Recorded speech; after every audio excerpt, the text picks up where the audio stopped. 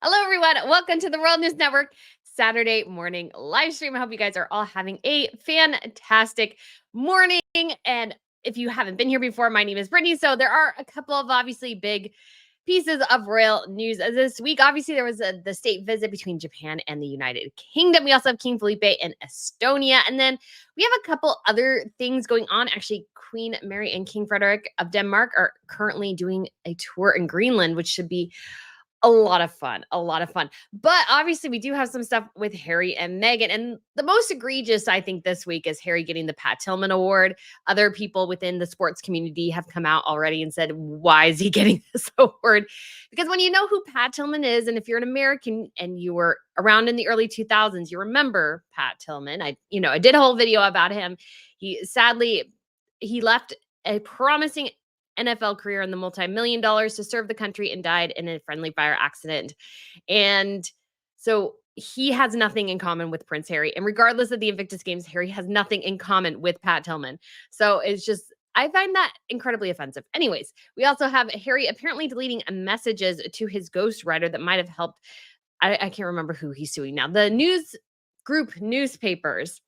And so they are asking for that, which of course that kind of sort of happens. I always say, like, Harry opened up, anytime Harry and Meghan go through lawsuits, they end up getting embarrassed in one form or another because something comes out about them that they didn't initially expect, because that's what lawyers do. Lawyers dig. So that is their problem. We also have apparently Meghan Markle shooting something in Beverly Hills in a park where somebody was rolling up her tracksuit sleeve for her. Now, to be totally fair, people do that in Hollywood because they're going for a specific look or something like that. But it just seems to me like watching somebody pull up your track sleeve from like an Adidas tracksuit, you just kind of look at that and go, did you really need somebody to help you with that? I know people in Hollywood do that, so I don't totally blame her, but it's just kind of funny. And let's see, Prince William, obviously the Earthshot Prize, attracting some big donors. And yes, I know not everybody is a fan of Bill Gates, but when you're attracting billionaires like Michael Bloomberg and Bill Gates, you're doing something right, I think, in many ways, because you can get a lot of money to support the endeavors that you're doing. And nobody's flocking to Harry and Meghan, like literally nobody. Nobody's giving them money. Nobody. So I don't know how much they're even asking for it, but if you have a foundation and you're not asking for money, it's just kind of silly, I think, personally. Anyway, so those are the little bits of news that we have. So let's start off with Maria Angela's Martin Ramirez. Good morning, Brittany and Ms. Pippa. Ms. Pippa is doing well this morning. She is downstairs chilling. We have Letitia. Good morning, everyone. Good morning, Brittany. It's absolutely ridiculous to see Harry get any award for doing absolutely nothing in this country. Yes. And I may have to do a whole video on this. Maybe I should post it for like July 4th, because it's like, it's kind of annoying. Like, Harry is trying to adopt like the United States as his own, but he's not a citizen. He doesn't like our First Amendment. And so it's like, dude, you can't do that. You have to, and you're still using your princely title. So you got to get rid of that stuff, and then maybe you'll be accepted. But this like trying to shoehorn him into things, I think is a bit ridiculous. And of course, as I said, I looked it up, and it seems like, at least for maybe the Pat Tillman Award, or maybe I was just looking at the FCs in general, that I think it was at the Pat Tillman article talking about how the Pat Tillman Award is kind of a crowd-sourced type thing. So I think highly, this was a PR propaganda piece by Harry and Meghan's team to give him the award. Because again, it makes him look important. But the thing is, Hollywood does this all the time. They give awards to people all the time just to tick boxes. I mean, what does Hollywood do constantly? They give each other awards. So they become increasingly meaningless. And so, yeah. We have Wendy, good morning, and asks, have you seen the movie The Lost King? Went down the wiki rabbit hole reading background material. I haven't seen that one. Let's see here. Sorry, I have a second screen and it's not working today. I'm sure it's just kind of being a little funky. Anyways, so it's just not working. So, oh, and I hear Miss Pippa by the top of the stairs. So we'll see if she gets fussy and goes, I want to come in. Oh, yes, looking for King Richard III. I haven't watched it, but I do want to see that, because I find the whole King Richard thing very, very interesting. And I find it super interesting that there's like this contingent of people who are obsessed with proving that he did not murder his nephews, which I find very interesting, because I always wonder, well, why are you so interested in proving that he didn't? Because I'm like, who cares? It's been a long time. But also as well, it's like, the nephews died, and what did you know? He became king. And usually, the person who becomes king and got rid of the person in front of them, usually that person's guilty because it benefits them. So they were probably part of the conspiracy. Like that's really hard to deny in my personal opinion. In my personal opinion.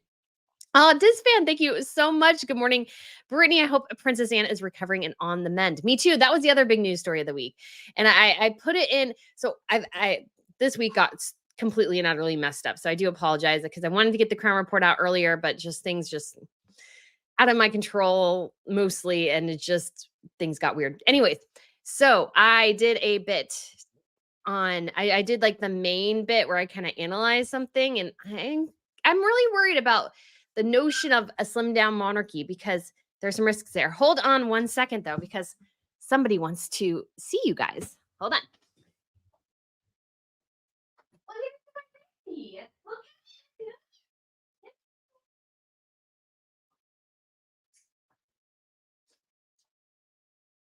All right. There we go. Say hello, Miss Pippa. Good morning, everyone. Yeah. Yeah, you happy girl? Sometimes she's perfectly content to sleep downstairs. Other times she's like, "Well, no, I want to be up here with you." And we have a gate, so we keep her kind of contained because she can be naughty. So, anyways, yes. So yeah, I hope Princess Anne is doing well. Actually, ironically, it was on a vacation thing, so it's not fun. But I got kicked off a horse, so not the same, obviously, as being kicked in the head by a horse, but what happens to have a horse related injury, and it's not that much fun. Miss Pippa, look, do you see the flowers?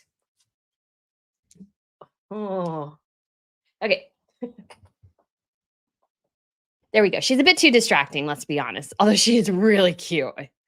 She's really, really cute. Wendy, hello. Megan never participates in sports. Methinks she must be a total klutz. Yeah, that definitely could be true. Although I will say I technically am quote unquote good at sports, meaning that I have like good reflexes and I can, follow a ball and stuff like that. But I wasn't competitive, so I was terrible at sports. I have the physical acumen to be good at sports, but I don't have a competitive bone in my body, really. My mom tells this story like, because your parents put you in, different athletic activities as you're growing up, And my mom put me in soccer one year, and somebody told me to stand right there. And so I stood right there, even if the ball came kind of close. If it wasn't coming directly to me, I didn't do anything, which apparently upset the other parents. I'm also very literal. So if you tell me, don't move from this is your spot, this is where you stay, I will stay right there. I won't really move. So, needless to say, I was not good at competitive team sports, but I was good at swimming. I did dance. Dance was actually what I did throughout most of my growing up years. So, I enjoyed that quite a bit. And I'm kind of bummed I didn't continue it, but we moved and things got different. So, it wasn't great, but I was good at that. Did gymnastics, did golf. Golf's a great game for anyone of any age. Yes, but yeah, so I don't that's why I say I don't necessarily say, "Oh, that Megan's terrible at sports," because we really don't know, but at the same time too, yeah, she really hasn't done anything competitive in that way or athletic in that way, and you don't have to, but yeah, it might indicate that she's not necessarily great at sports, and that's not something terrible, but yeah, the idea but the weirdness of her being, like, an Adidas tracksuit, like a full Adidas tracksuit, I was like, "This just looks really weird, like, why would she do that?" Like, she doesn't care. It seemed weird to me, but anyways, that's just my personal opinion. Diz a fan, thank you so much again for the tip. Do you think Prince William will continue the slim down monarchy when he is king? So, the bit I filmed for the Crown Report does discuss this in a lot of detail, and it sounds like yes, but I think William is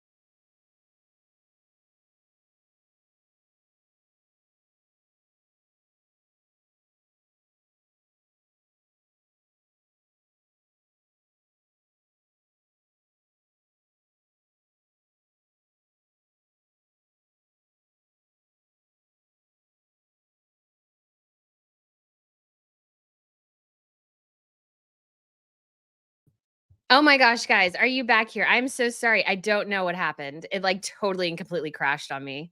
It totally and completely crashed on me. I am so sorry.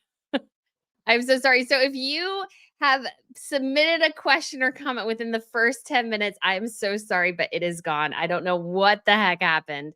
My computer, like, well, not my computer, like the internet seemed to go out or something. And so it has come back, thankfully. Hopefully, no more problems. But unfortunately, I've lost kind of the top half of the questions. I'm sorry. I'm sorry. I don't know when that's so frustrating. So to get back to your question, this is a very interesting question because William has grown up in a very different monarchy than the one he will inherit. So he grew up where his grandmother's cousins were all working, his parents were working, all his aunts and uncles were working. Like there were so many working members of the royal family. And so I don't think he's really thought through. And he was for so long the heir to the heir. So he wasn't the heir.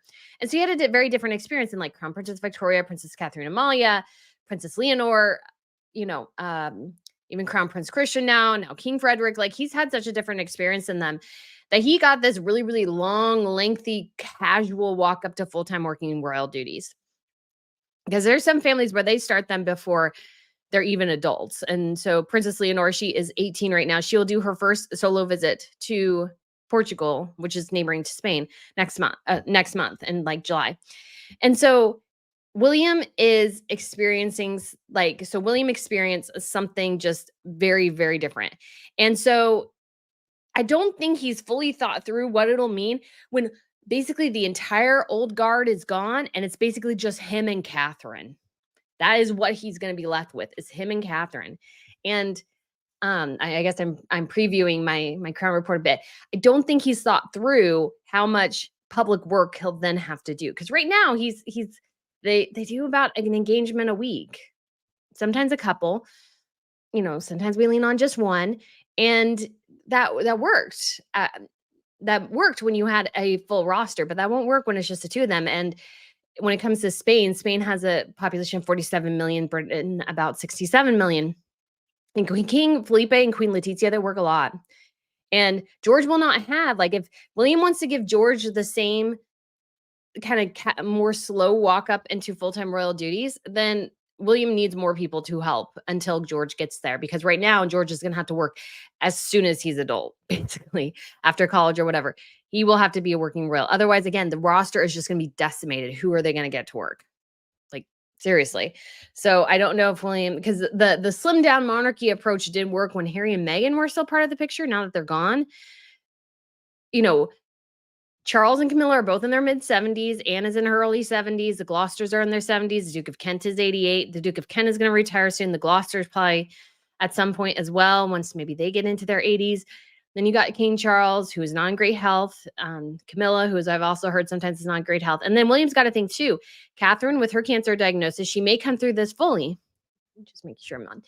But she will still also always be subject to additional health scans. She will have potentially another health scare down the line because, one cancer, it could grow potentially at some point and metastasize, or you could have a situation where, a different condition develops because of the initial chemo treatment. And so it's not like he can rest this on this idea that they are just like this perfectly healthy family now. I think he's really got to think this through. I think they do need to elevate somebody like Beatrice Eugenie. I don't really think the Tyndalls, but somebody, because they're going to need it. They're going to need it. Anyway, so that's a preview of the Crown Report if I ever get it done, which I'm not positive I will, but we will try. Russell Specialty Books and Gifts says, I think they're going to have to activate the cousins. Yes, I agree. I agree with that. Mima says, love the flowers. I have a lot of blue hydrangeas this year. Yes, I don't know why, Bevan, when I was going through the grocery store, I'm like, the flowers are pretty. So I kind of sort of want the flowers. Old Lady 67 says, Harry and Meghan's PR team is in overdrive, but the Tillman war will end up hurting them more than they thought it would. Yeah, it does. Again, Harry puts way too much emphasis on the fact that he's the founder of the Invictus Games. And like the Invictus Games has become like his sole identity, but he's not, which I don't think I explained very well, but he's not putting the attention back on the competitors. It's like all about him. And the Invictus Games is all about filling him now. And that's the dangerous part. And that's why it's even more offensive because it's like this award should be going to a competitor within the Invictus Games, but we don't even know who they are because the Invictus Games have become all about Harry and Meghan. Do you agree, Miss Pippa? I think she does. I think she does. And so, yeah, it's just not going well at all. All right, we have Kristen. Thank you so much, Kristen, for the tip. What steps do you think the monarchy, not just the Brits, need to do to ensure public support in the future decades? Happy Saturday. Why, thank you so much. That's a great question because I think the great example I think of is Spain because they work, King Felipe and Queen Letizia, they work really hard. They do several engagements a week usually. They still continue to work throughout their summer break.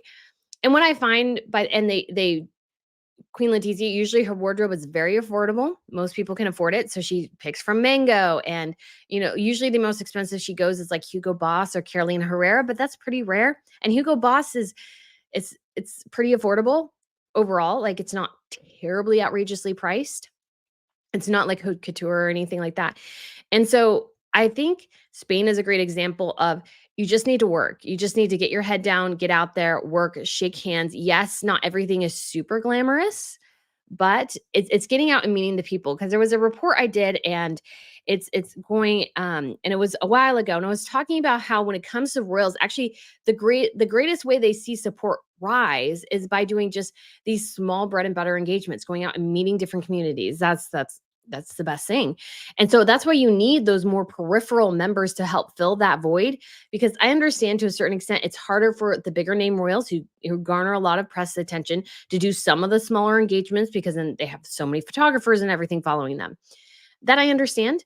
So I think the different way to do it is to have some more of those peripheral members go to those smaller things so that it frees up the main actors to go and do some of the bigger things, but they do need the work. And I think the idea that William has that Charlotte and Louis will not be working royals, I think is a little premature. I think they'll both have to be, because again, you have a big population, you have the Commonwealth countries, you have the countries where the king is head of state, like Canada, Australia, and those sorts of things.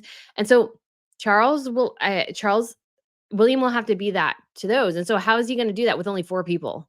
That's just not tenable. So I'm thinking him and Catherine and George and whoever George's wife is. And obviously too, you still have the Edinburghs, so Prince Edward and Sophie, but they are still about 10, 20 years older than Catherine and William. Not quite, but getting there. And so again, you just have this really complicated thing where you just do need some more people. You just do need some more people to fill that void until you get to and it just has to be reasonable. And I just don't think William is totally thinking everything through. Yes, I understand not having a huge roster. I think, having the Queen's cousins was perhaps a bit much, but it was only herself and Margaret. And so they did need some help from the Duke of Kent, the Gloucesters. And so I understand how that desire, kind of diminishes over time and the need. So there needs to be a way to kind of get the older guard to retire earlier. But I think William will find that he does need them. Otherwise, he's going to have to do everything, or he's just going to look detached because he's not doing as much as his predecessors did. And as Britain becomes more multicultural, I think that becomes a bigger and bigger issue, because the more multicultural it gets, that's great in some ways, but there's not an overall anchoring sense of what Britain is. And I think the monarchy plays a big role in that. Then it just becomes this thing where it's like, oh, they just wear jewelry and tiaras and stuff, so they're not that important. Again, complex things. So we also have Siva. Thank you so much for the tip. What do you think of Harry saying he's going to show up and demand to be seen? I think that story is nonsense, personally. But I think it was part of that story, because I think it's just from Closer Magazine, which is not a great source. Like, sometimes I mention them just because it's like, well, this overall sense or feeling I get makes sense. So we're going to put you down, Miss Pippa. But when it comes to Harry, I think Harry, again, what I get the sense of, and I get this sense a lot, is that Harry is just still doesn't quite understand how things went so sideways for him and the family. He's still, I don't think, totally gets it. I think he's just like, well, I was just sharing my thoughts and opinion. Like Meghan says, and my therapist says, this is a great thing to do. And it like totally backfires and throws up throws up all over him, and he's like doesn't have a relationship with anyone, and he is, I think, genuinely somewhat confused by it. I don't think he totally cause and effect seems to be a mystery to Harry and Meghan constantly, and this is one of those things where it appears again to be a mystery. It's like, oh, you mean saying all those nasty things about my family? You mean that means they don't want to hang out with me? Yeah, bud, that's what that means. Again, don't think sometimes he's super bright when it comes to those kind of things. So, and again, it's just something like that. Angie says Megan is very competitive for attention and money, not sports. She'll fake anything for that. Yes, yes, she will. Yeah. I mean, again, I clocked her like the moment she came on the international stage. I was like thinking, she just seems to be somebody who really has been craving attention her entire career. And I was 100% right. And unfortunately, the monarchy is like the worst place for somebody like that, especially if you are not going to be the king or queen, because you're just going to get annoyed because you're never going to be important. And that's just, yeah. So yeah, she will fake anything. She'll attempt to be competitive. But yeah, I'd actually like to see her do a sport. That would be funny because I don't think we've ever seen her do that. Like she went and made a big fuss about watching tennis, but I don't think she gives a crap about tennis. Don't think she gives a crap about polo or anything like that, which is totally fine. I'm not a big sports person either, but it's kind of this weird notion of you feel like somebody fakes it just for attention or whatever. All right, we have Kimberly for Pippa. She's so darn cute. Why, thank you. She is very, very cute. She is very, very cute. And thank you so much for being a member. Yeah, she's adorable. She's adorable. So Gretchen I'm from Maine. When Harry does cosplay Royal in the USA rent an award stunts, my first thought is always, didn't we throw tea in the Boston Harbor and find a war to get away from this crap? Yes, yes, we did. We did. And again, that's just what's been really annoying, I think, about Harry and Meghan and how they continue to rub people the wrong way. It's just like you left the UK. You cannot recreate what you had there here. Like that's not how this works. If you want to be treated like royalty, then you need to go back to a country that has royalty, like the UK. Don't come here and expect Americans to treat you like royals. That's just silly. That's just silly. It's just dumb, to be quite honest. So yes, I just ugh. All right. MK Scott caught a live stream. Barely. Hello from DC. Yes, you caught it, and then it crashed. So again, so sorry about that. Caroline Lane. Some people just aren't into sports. I used to do triathlons. My husband doesn't even follow sports.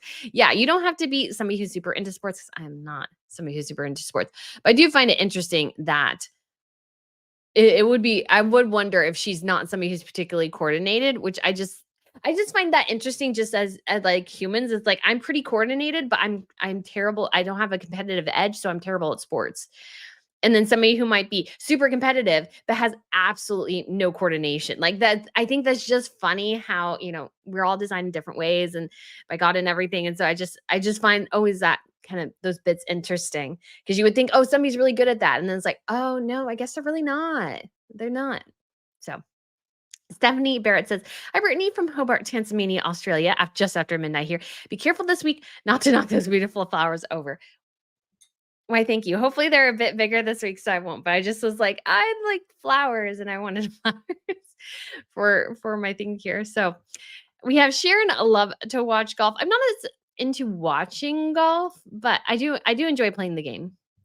Azuma says, "Have you seen the new portrait of Charles?" I have. I retweeted it. He looks good. It was taken in November, I think. So he looked really good. Angie says she's competitive with attention. Yes, she is. Yes, she is. Bebop says, "I was quite athletic as a youngster, and Meghan Markle does not have that gait of an athlete. It's undefinable, but you know it when you see it." Ooh, interesting. I probably don't have that gait either, to be honest. But I can follow. I can hit a golf ball pretty well, and I can good hand-eye coordination. Just really crap at being competitive. I'd rather have fun, but, like, have it be somewhat serious, but also somewhat fun. Like, I could never be an Olympic level. I would be terrible at that. Lizzie says, "I'm so behind on so many things. My godson was born on Monday, and I've had my 3 goddaughters all week." Well, how fun. That's gotta be a lot of fun. Bonnie says, "No one has ever heard of any of these awards they receive, I mean, paid for." Yeah, I mean, the Living Legend of Aviation award is just kinda stupid. It's kind of a meaningless award, but, like, the Pat Tillman award, when you remember the Pat Tillman situation, like, I remember that story when I was, in high school, like, I remember it, and so it was a big deal for this guy to leave the NFL, the National Football League, leave a multi-million-dollar contract and serve the country and then end up dying in a friendly fire accident that the military initially tried to cover up. And so it was just a huge story. It was a huge story at the time.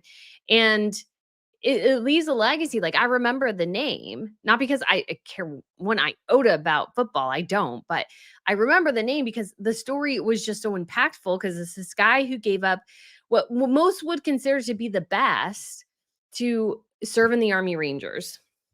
And then to not him to only be killed, but to be killed in a friendly fire accident is just so bad. And especially in the United States, we know this award, we know what it means, we know who the guy is, and so it's just very frustrating. Lee Foster says, "I wonder if she's gonna share up in a Beyonce line at Adidas ad campaign. That'd be funny." I just can't. Yeah, it's gonna be funny. And Ruth and Mary Ruth Deal said, "Good morning from Justin, Texas. I think Sophie looked fantastic in that tiara." She did. She did. I thought she looked amazing. And I was so glad she got a new one. I'm so glad because again, and I hope this means that the Brits are going to share more. As some people pointed out, like the felt that's around the base of the tiara was dark to mimic Catherine's hair. So I don't know if this was a last minute change because technically when it came to like the Connaught tiara in Sweden for Princess Victoria's wedding, because they actually wore tiaras at her wedding, which I'm so bummed the British don't do that.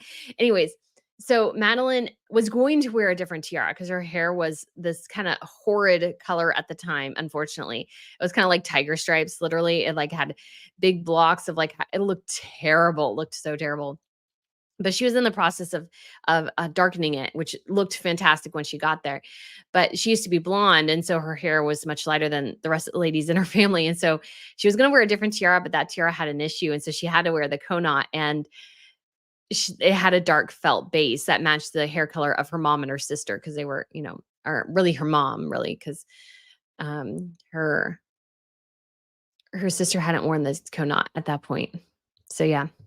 Yes, and I see all the messages here. You froze, you froze. Yes, I froze. I froze and let it go. So good, Kala. Let it go, let it go. Yeah, okay. Technology restart. Yeah, my stupid computer just went boom. Just decided to yeah, it just decided to I like this. Not quite real. Was Miss Pippa playing with the modem? She was not. Although I feel like I have like surges, like sometimes my internet does go out and I find that very annoying. I find that very annoying because I'd like pay for like the highest level internet. I was supposed to have like fiber in my section in the neighborhood, but no, it was like only on the other side of the street. They hadn't put it on my street when I first signed up. I'm like, need to like hardwire it in, but I don't know how to do that. So, Sandra says, Harry insults me as American. For him to come into my country and insult the US Constitution is outrageous and appalling. I want Harry to go home to his own country. Yes. And this is the thing, too.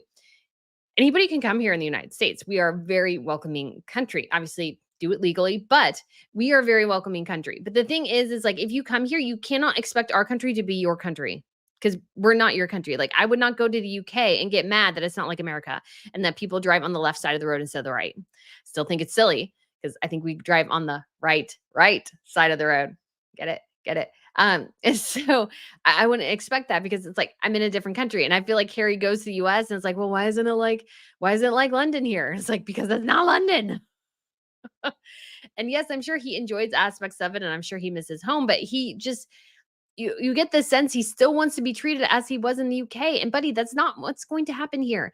And you buying yourself meaningless awards is not going to help you.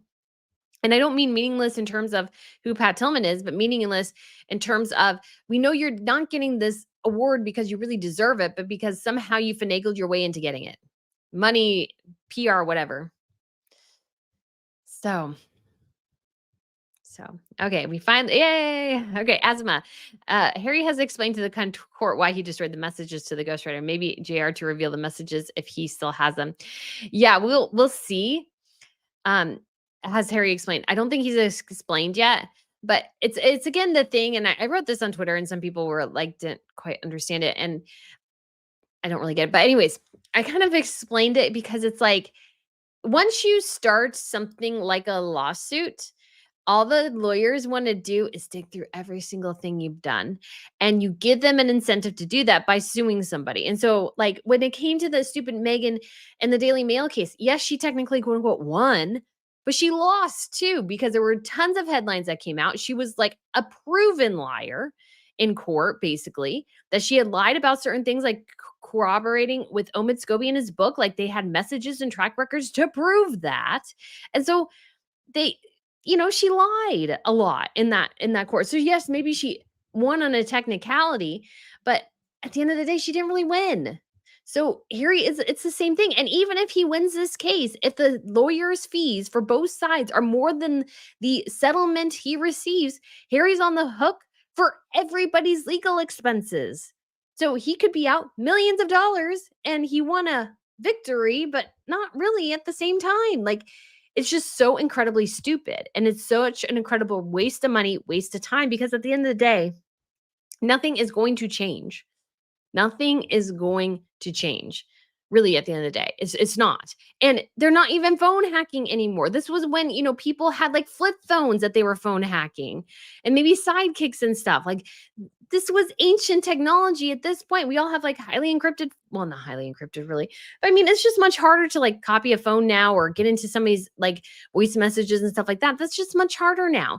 And so they're not even phone hacking. And phone hacking too, some of it was like physical landlines.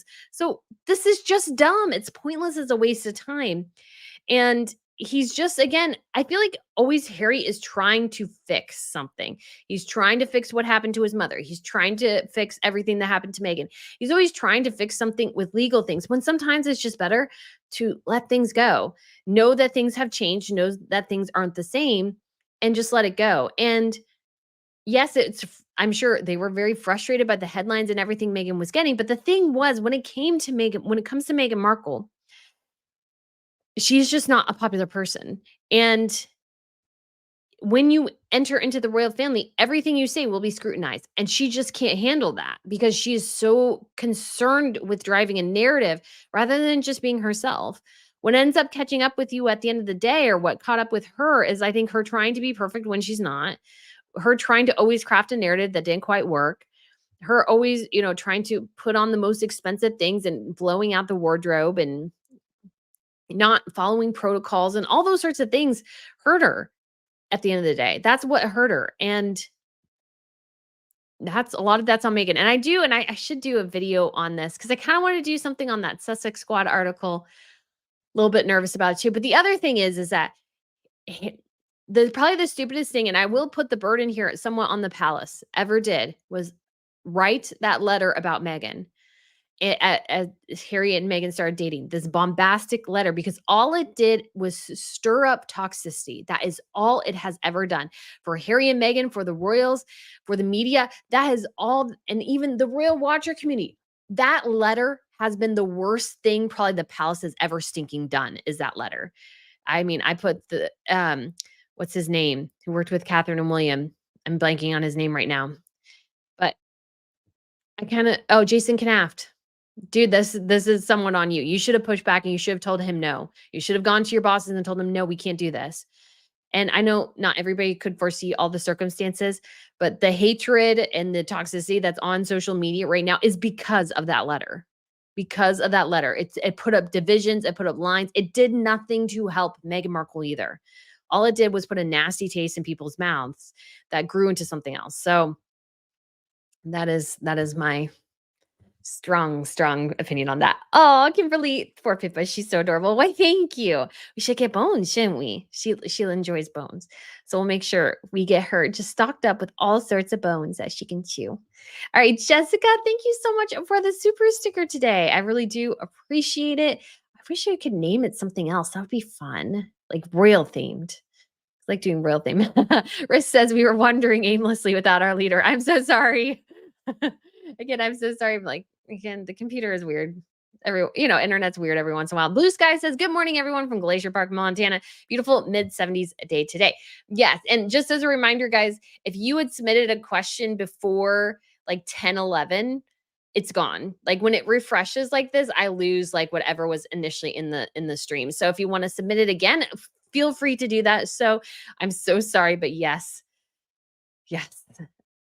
Internet is fun sometimes. It's a lot of fun. Mary Ruth says, "Did Pippa unplug something?" No, but I do worry sometimes because I have like cords and different things, and she's like, she wants to chew her bone in a particular spot. I'm like, no, no, no, there's a cord right there. Stop chewing the bone right there. So I move the cord, or I move her, or I move the bone. I'm like, oh, let's move this over here. Callie says it was a Mrs. Harkle messing with Brittany. I hope not. As a Mrs., do you think Harry's grief has eaten him up? Some, yes, but I don't think it's the grief quite as much as it's the obsession with the past. I think it's his therapist that have messed him up, to be quite honest. Your therapist can 100% mess you up. Because, yes, I think it's great to have somebody to process things with, discuss things with, those sorts of things. But, and I think there's an Abigail Schreier book on this. Sorry, my necklace got messed up. So I want to kind of see if I can fix it here real quick, but maybe not. Sure, I can fix it later. Anyways, there we go. Is that the Abigail Schreier book apparently is talking about how we have the most access to mental health available of any generation, yet we also have the most miserable one. So maybe it is that mental health interventions like counseling therapy and putting a kid in counseling since they're like 6 and then continuing that until they're 18 may not actually be the best idea in the world. Sometimes it's better just to have things happen to you and, mourn or whatever, or struggle with that and then just move on. Just move on is sometimes the best course of action because there are things you can't change. You can change how you deal with them. You can't change the past. And I feel like Harry is constantly trying to change the past, as if he does this one more lawsuit, his mother will somehow miraculously come back to life, or that his wife will be finally happy and fulfilled. And it's just not going to happen. You cannot fix your problems with lawsuits. And I don't think you really can totally fix your problems all that well with therapy either sometimes. I mean, if there's specific trauma and stuff like that, yes, maybe you need a therapist and those sorts of things. But at the end of the day, I think some of those things can end up being more harmful than helpful. So Becky says, my question, where did you get your new denim jacket? So I got it from Nordstrom Rack. It was on sale. It was a Veronica Beard piece, which I've actually come to kind of really like their brand. It's a brand Princess Madeline likes. She wears a lot of their stuff. And I did get a suit from them, so I'm really excited too. I got the blazer the other day and I waited until I could get the pants at a really good price. And so I was like, yes, because there's sale prices going on right now.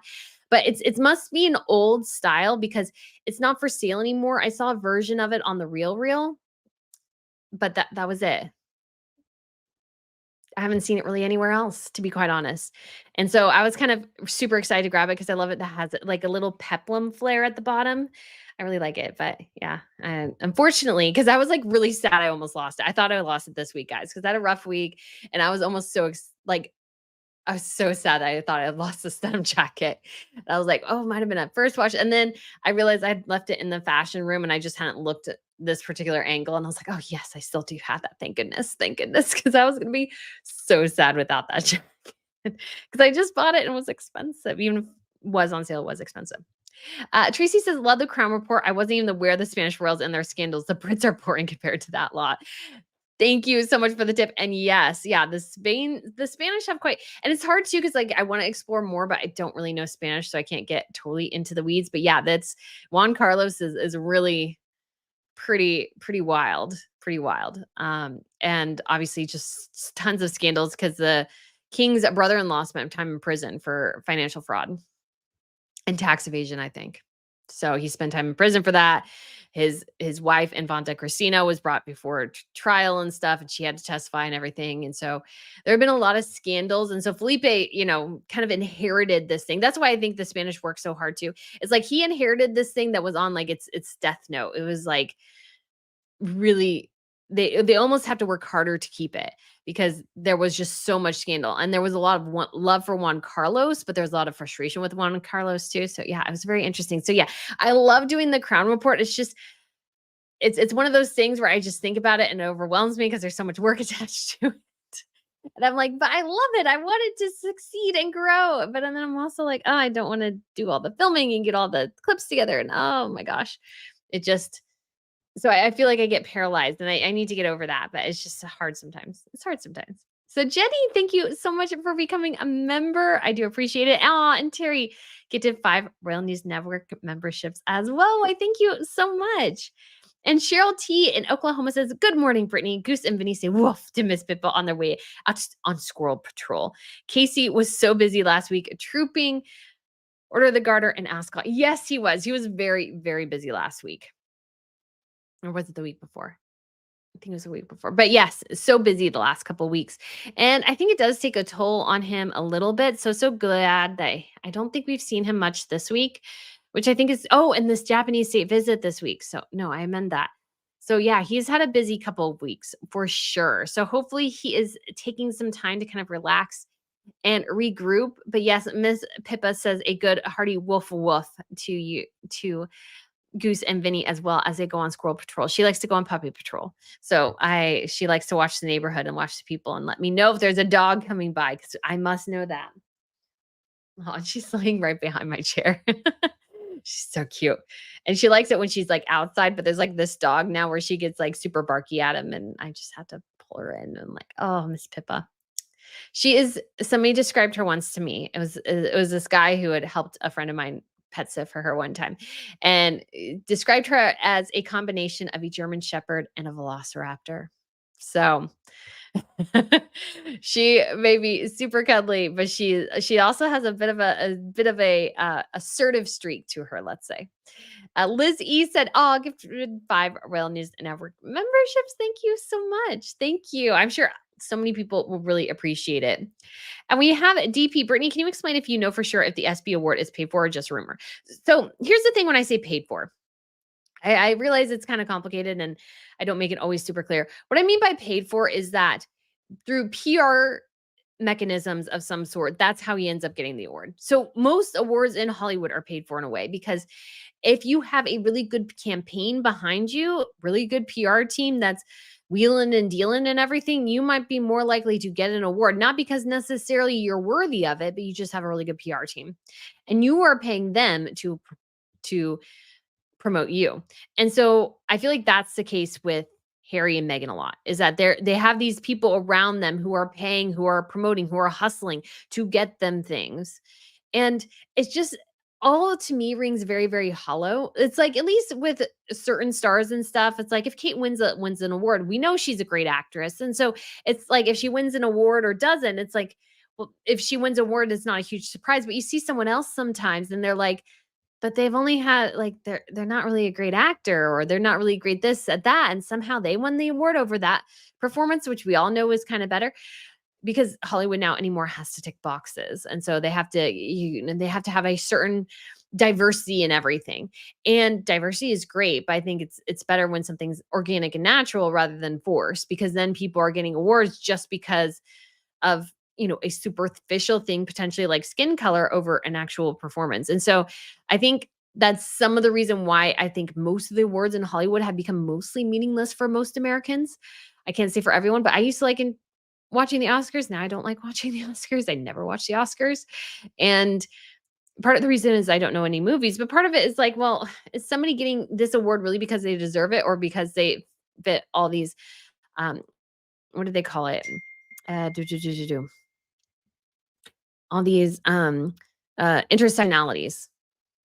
Again, kind of the way things are going. But Harry and Meghan, again, I feel like they want the awards to it's so Meghan. It's such a Meghan tactic. Meghan has always been, if you watch her career, follow her career, you will notice that she doesn't really achieve anything, but she kind of gets in these high places. And the reason is she pays a PR company up the wazoo to make her look important, but she's not actually doing any of the work to make herself important. She just wants the flash. She doesn't want to do the hard work. She wants her PR team to do it for her. And the PR team, of course, helps.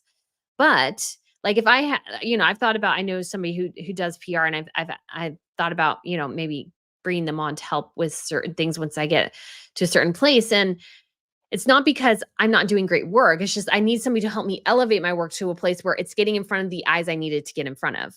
And Meghan is not doing that. She's not really doing everything. I think again, like I've always speculated, and this is just my thought. I think why I don't think Meghan came into her marriage with Harry with a lot of money. And I think part of it is that all her money went to Sunshine Sachs. Everything, a lot of her money went to Sunshine Sachs to put her in front of the UN and all these places instead of her actually doing the work to get there. So, anyways, that is my thought there. Oh, Jessica Reed gifted 5 Royal News Network memberships as well. Why, thank you. Miss Pippa really does appreciate it. Maybe I should do a News Network membership that's kind of like that one that just is for Pippa. Like a little Pippa one. That would be so funny. Judas Goat Barbecue. Why, thank you so much for the tip. Morning, Brittany. I work in mental health, and be aware that in nearly all states, anyone can call themselves a therapist or counselor with no oversight or license. Who knows who here he is seeing and if it's license. Hit like. That's a great point. Thank you so much for pointing that out, because that is true. Is that you can go to great case is the Ruby Frankie case out of Utah. The woman she was seeing was a therapist, but she couldn't be totally a therapist because I think she got kicked out of the practice or something happened. And so she was like a life coach, and she ended up this therapist person who does have a degree in psychology and I think has a master's degree in psychology or whatever, ended up being a fantastic manipulator too. And although Ruby is definitely 100% guilty of going along with this, got a woman who I think already had some tendencies to not, you could say parent in the best way possible, to go down this horrifically abusive route and under the guise of helping. So yeah, it depends on who you're getting. And it seems like a lot of for Harry, it's a lot about like, goodness gracious is me. What is he doing? He, is taking hallucinogenics. It's like, so are you hallucinating your dead mother? That's not healthy. That's not healthy to be. And he's so obsessed with his mother. It's like, yes, don't forget her. Of course, she is an intimate part of your life, of course, but she's also dead. She's been gone for quite a while now. And you need to focus on the living people around you.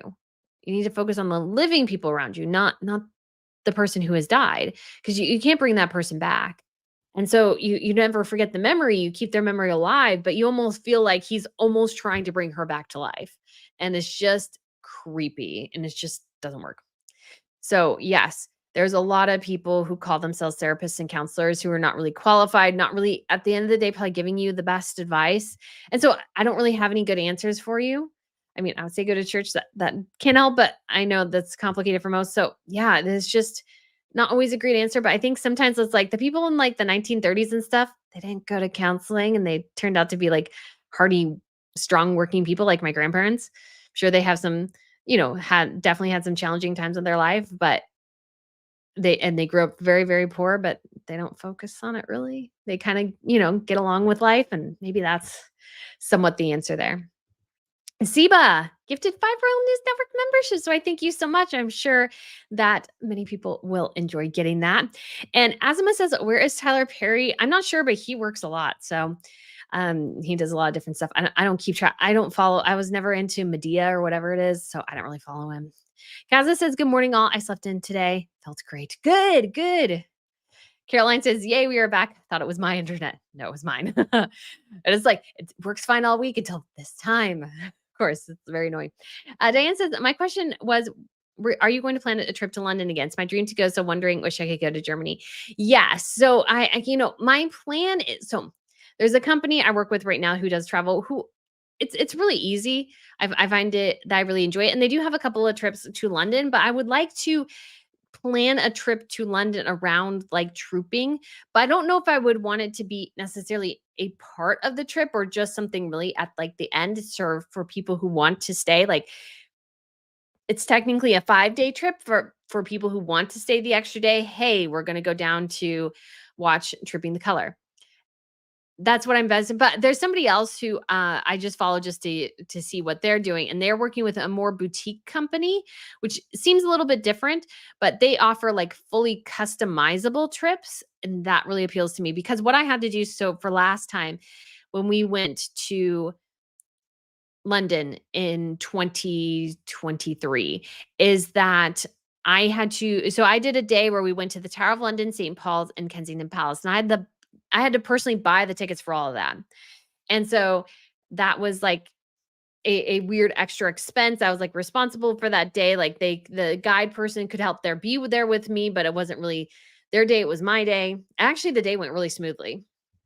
So, but it would be nice because I would love to do like what I would consider like a full tour. So I'd want to go to Westminster. I'd want to go to those, maybe not St. Paul's because St. Paul's is cool. And if you're really into Diana, it's cool, but you don't have to. But we have the Tower of London, Kensington Palace. I'd love to go to Hampton Court, Windsor Castle. Um, there's maybe a couple other things. Buckingham Palace if it's open, but it wouldn't be open at the time we were there. But just like a couple other things and like really have like a full list of like every single thing I'd want to do with a group if possible, like including trooping or whatever. And so I'm kind of curious if I want to see where that might go, how that might work. So it'd be a bit different, but it'd be nice too to have somebody who could like get all like have the price include all those things that we want to do, like all the tickets and everything, that everything's included. We got the buses, transportation.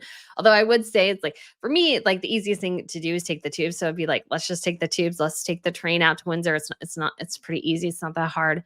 There's a train that goes directly to Hampton Court pretty much. And so that's super, super easy peasy. So that is what I would be thinking about. So if you guys are interested in that, then we'll see how those things come together. We'll see. Dana says, Dana, we didn't become a YouTube member. Why? Thank you so much, Dana. I hope you really, really enjoy it.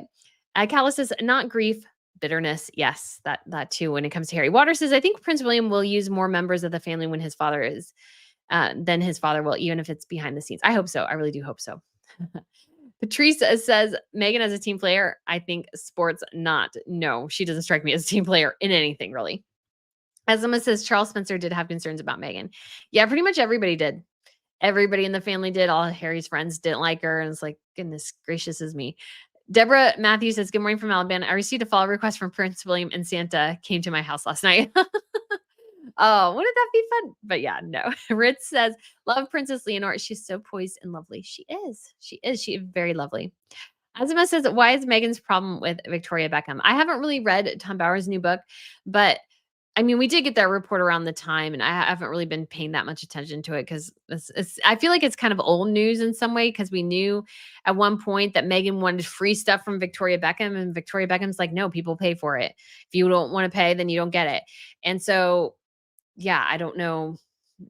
I really haven't been following the new Tom Bowers stuff because I feel like it's somewhat old news. But yeah, it doesn't surprise me. But yeah, Meghan doesn't like it if somebody doesn't give her free stuff that she thinks she deserves. All right. So we have M. Matthews question. Any info on Princess Beatrice stepping in for Prince William at the Earthshot Roundtable? I kind of like her and her husband. I don't have too much information on that, but yeah, I think it's awesome that she did. Again, I would love, love, love, love, love to see more of William's cousins as working royals. And at least, too, this can be the thing, too. It can be something where you do this for a time and then you're naturally phased out. So that way because I do think it's a bit ridiculous to have, the Duke of Kent working until he's 88. This, at that point, I mean, he doesn't do a ton, but it's like, he can retire at this point. I think you've served your country well. And I think is marvelous. And so I just wonder if there's a interesting transition period where it's like, hey, yeah, maybe you work as a working royal for 10 to 15 years and then you're kind of done. I think that could work well. Catherine says the King in the Car Park documentary about Richard III. Yes. I do find the whole Richard III thing very interesting. Like again, like I said, the fight between people now on his guilt or innocence. It's like, number one, to me, it's like, well, we all know how everything played out. Why are you so interested in that? But yeah, it's interesting. Creative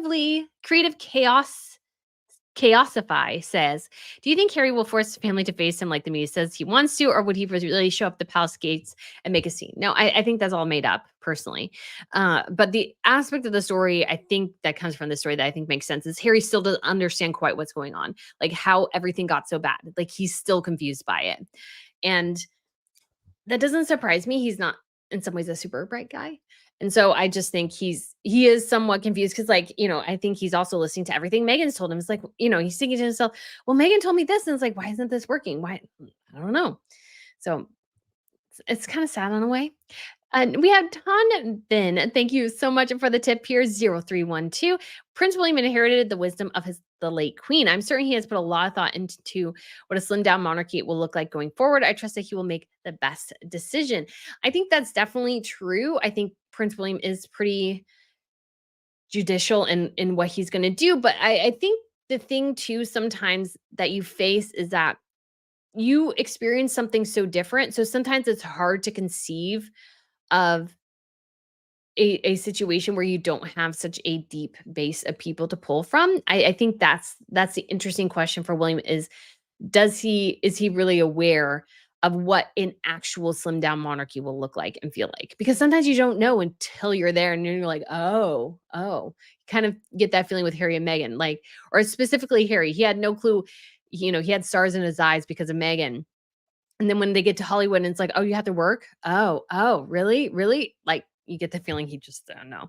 So, I think that's part of it. I'm, like, a super analytical person, so and, looking at the other royal families, it's William experienced something so different than the vast majority of his peers. I just don't even s it'll be interesting to know if he understands how different his experience was and how George will never have that, especially if he slims down. George will never have that. So it'll be interesting. Alice says, interestingly, Philip once talked about when King George VI died, it was really just Queen Elizabeth II, Queen Elizabeth, the Queen Mother, Princess Margaret, and himself for several years, and only changed a few years later. Yes. So I wonder if William will kind of go, oh, we need more people. And not that you need to go down into the ranks too much, but I think again, just having those people who can do those smaller engagements and go around and do those things, I think would be great. I think would be great for the family. Really do. Really do. And so yeah. Gretchen the first I said Gretchen the first or Gretchen I said, do you think the working royal distinction to keep Andrew out of the public eye was a short-term solution that is going to create long-term problems? That's a great way to put it. And yeah, I think that could be possible. Like just think of the balcony too. It's like a way to keep Harry and Meghan and Andrew off the balcony. But is it really the greatest solution here in this situation? Or sometimes is the greatest solution going, no, you can't be on the balcony. You know this. And they need to figure out, and obviously this is Andrew too, and this is Andrew's, I think, pride and arrogance and everything coming into it. But Andrew needs a job. Andrew needs a big boy job. I don't know what that is, but if he doesn't have anything to do and all he's going to do is stew in his mansion in stew in Royal Lodge because he just seems to have nothing else to do, he's going to be miserable. And so he needs to find fulfillment somewhere. And jobs do give you fulfillment. They're not the end all be all, of course, but I think there is something to the effect of like when I was unemployed for a period of time, like, it was really demoralizing after a while, and this was before really it was much easier to do, like, self-employment things like freelancing and those sorts of things, and so it's like and I was really young in my career, so I had no clue what to do. I had no clue what to do, and, like, the more time that went on, the less even incentivized I was to even try to get a job, and so I think it's good to have, like, something to do. That's something that gives you a level of fulfillment. Um, it's again, it's not the end all be all, but it is a way for you to get some of that, I think, internal drive that we have to work and do things. And so I think Andrew needs something. Maybe it's a small something. Maybe it's but like I don't think he wants to do it because I think he still hopes he has a way back. And I just don't think that's possible. So Carolina says you're forgetting Sophie and Edward. Yes. So I am aware of Sophie and Edward, but also too, they're again, not totally, but like Sophie would be what? Catherine's 42. Sophie is 59. So she would be like a little over 15 years older than Catherine. I'm terrible at math, so I'm not doing it. And Edwards is closer to 20. And so they're they're still a lot older than not totally a lot older, but they are older than Catherine and William. Are older in some ways. So yeah, it makes it a little different. Alice O'Donnell says, so those things it seem to do come in waves, so maybe it will change in the future. Yeah, I think it will change. I hope it does. And I think they'll again continue to adjust as things come forwards. And so we'll see how we'll see how things come together. But yeah, I think too, it was one of those things too where it was like the initial plan, but the initial plan still included Harry and Meghan or whoever Harry and his wife would be. And without them, nobody's adjusted yet. And so it's like one of the things where it's like, well, you do need to adjust it. And again, it'll come. It'll come, I think. Kala says, I nominate Zara and Mike. I do think they would be great. They would be great. Kay Sin Mantel says, I think King Charles has not thought through this down royalty. I think that's somewhat true, yeah. Well, and especially too with his health issues now, you got a combined level of health issues. And who knows if Anne's situation might end up having long-term ramifications. We don't know yet. Because getting a hit in the head is not a something to take light of. So you have this and Catherine's health issues that again, Prince William should be aware could have long-term ramifications. Again, it's just something to consider. Old Lady 67 says, we'll need to bring in his cousin. Zara would make a great working world. She would. I don't think she'd want to do it, but she would be fun. Asma says, what was the reason for Harry getting the Pat Tillman Award? He is an athletic, but he is. I remember he started the Invictus Games. Again, it all comes back to the Invictus Games. And there's nothing wrong with that, really. But it's like, is that Harry's sole reason for getting anything? Is that it's attached to the Invictus Games? And Laura Neely says, Brittany, you look very casual Saturday morning. Yes, I am casual today. I kind of debated, should I put on a dress? And then I wasn't sure what dress to put on. And then I'm like, well, I'll just put on sweats because I didn't plan on doing too much. But I forgot we have company coming into town. So I want to get some things hung. So I may go to Hobby Lobby today and look at frames. And I need to get actually things hung around my house. I have a couple things to move. Like my office area is mostly good. I do need another bookcase because I have a stacks of books on the floor, just stacks of them. I'm staring at them right now, thinking, oh, I need to put those somewhere. So I need to order another bookcase. I was going to get it when it was supposedly like quote unquote on sale. But then when I went to the furniture place, they're like, yeah, it's cheaper technically online. And it's like, it's cheaper to deliver and have it fully constructed for me online than it is to do it in the store and get the quote unquote cheaper price. And I'm like, oh, this is dumb. So anyways, we have Heather. Good morning, everyone. I hope Prince William does receive help from his cousins when he is king. I hope so too. Senator says, I still feel like the king should remove Harry and Meghan's royal titles. Oh, Pippo's like, oh, what was that? I still feel like the king should, their betrayal of the monarchy is the reason. Oh, I agree. I don't know when that'll happen, but I really hope it does at some point. Ritz says the cousins will definitely need to step up soon. Things cannot stay the same. They can't, especially like, again, 3 health crises in 1 year. You can't plan for that, but it goes to show you knocked out 2 of your 3 top royals, basically. Because in terms of popularity, my goodness, I'm sneezing. Okay, yes. You want to see everyone too. She needs to help me with my sneezes, apparently. Heather says, oh, okay, we already read this one. Water says, I think Prince William should bring Beatrice and also have the Tyndalls do some of the smaller works. Yeah, I think that would be good. Stephanie, one of our members, says William have plans to have a completely different model of royal duties. No, like now. Also, Brittany should be careful not to knock those beautiful flowers over this week. Very true. But the Prince William's model is good, but it has some limitations because it's more about bringing a lot of money into a community and doing a series of engagements and stuff like that. And so it's like bigger like community impact events, which are great, but he can't totally dismiss the advantage of what Princess Anne does. Princess Anne probably does more to support the monarchy than anybody else, to be honest, because she does all those little engagements that probably most people don't want to do. She does those all, and those are actually at the end of the day what keeps the monarchy afloat. It is. So Prince William can do what he wants to do, but he needs those people like Anne to fulfill that role too. You can't forget that role. You can't make it so big in some ways that you miss out on the smaller things and the smaller impacts. Don't you agree, Miss Pippa? Do you want to say anything? Oh. Okay, so you're going to help me? No. Paul don't want to help me. Okay, we have Tracy McPherson. Thank you so much for the tip, Tracy. I wonder if Lady Louise was there to see if she's interested in stepping up, given her brother wasn't there. That would be really interesting. I think Lady Louise would be definitely a great addition. And again, they just need somebody who's kind of in that middle ground there to kind of help with some of the smaller things. So, oh, Kathy says Miss Pippa is so unbelievably cute. She is. She's the cutest. She's the sweetest. She probably needs to go and get some grooming done. Yes, she does. Yeah. Oh, I thank you.